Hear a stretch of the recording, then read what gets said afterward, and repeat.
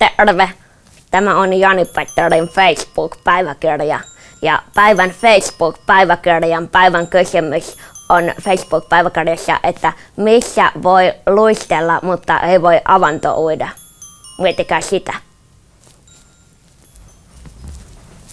No niin, Jani-Petteri, täällä ollaan Ihka Oikean musiikkistudion taukotiloissa. Sulla vissiin oli jotain, mitä sä haluaisit meille näyttää.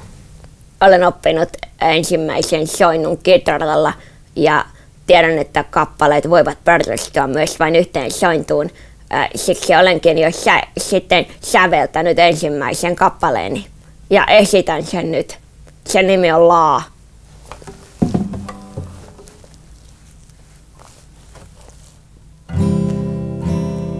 Laa. Laa. Laa.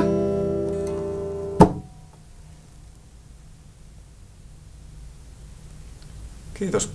Se oli hieno kappale. Onko tämä kappale Laa tulossa siihen sun levylle, albumille mukaan?